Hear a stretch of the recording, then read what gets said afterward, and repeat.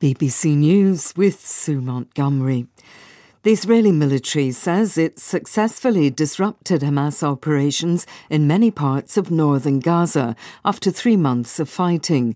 An IDF spokesman said around 8,000 Palestinian fighters had been killed there. Wera Davis is in Jerusalem. More than 22,000 people have been killed by Israel's bombing campaign in Gaza, according to the Hamas-run health ministry.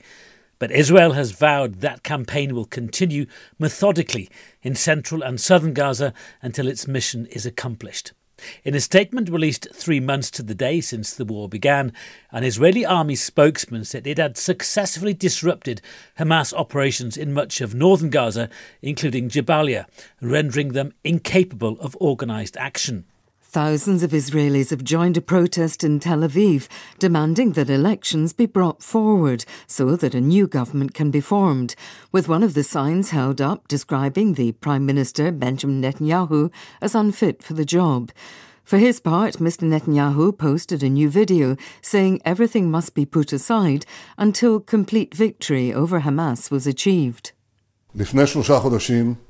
3 months ago, Hamas committed a terrible massacre against us. The government, headed by me, instructed the IDF to go to war to annihilate Hamas, to bring back our hostages and to ensure Gaza would never again be a threat to Israel.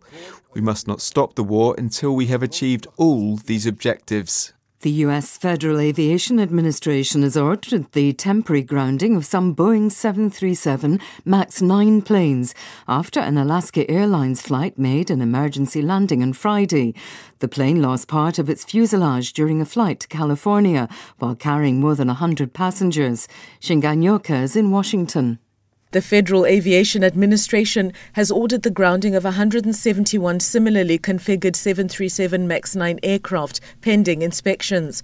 Alaska Airlines had already grounded its fleet of 65, but it's returned a quarter of those to service after inspectors gave them the all clear. United Airlines has grounded close to 80 737s.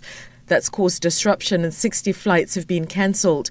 The manufacturer Boeing said it deeply regretted the incident and it was supporting the investigation into what had gone wrong. An account by an Iranian woman of the lashes she received earlier this week for rejecting the compulsory hijab has provoked strong reactions online. Roya Heshmati was given 74 lashes on Wednesday in a room that she described as like a medieval torture chamber. She says she chanted the slogan, "Woman, Life, Freedom," as she was flogged. BBC News. With Orthodox Christmas midnight masses being held across Russia, the city closest to Ukraine decided to cancel them because of the recent escalation of cross-border attacks. Belgorod has been shelled on a near-daily basis. Last Saturday, it suffered an intense Ukrainian barrage that killed 25 people. The FBI says 3 more people have been arrested in connection with the January the 6th assault on the US Capitol building on the 3rd anniversary of the violent attack by Donald Trump supporters. The 2 men and a woman were detained at a ranch in Florida. They will appear in court on Monday. Bangladesh's chief election commissioner has described widespread violence on the eve of the general election as attempts to sabotage the vote. But Qazi Habibul Awal urged people to cast their ballots without fear.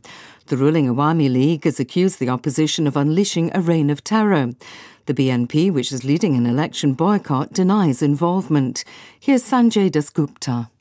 The Chief Election Commissioner's upbeat press conference seemed to ignore the stark reality that even as election day approaches, reports of violence and arson continue to pour in from different parts of Bangladesh. At least 14 polling stations have been set on fire in the last 24 hours. A Buddhist temple near Chattogram has been torched. Local media say the campaign period has seen more than 160 incidents of poll-related violence, claiming a number of lives. Opposition activists have been arrested, and the UN Special Rapporteur has said he is deeply disturbed by the repressive environment surrounding the election. The Algerian ambassador is reported to return to Mali a fortnight after he was recalled in connection with rising diplomatic tensions between the two neighbours. He'd been accused by the military government in Mali of interfering in its internal affairs by meeting Tuareg separatists. BBC News.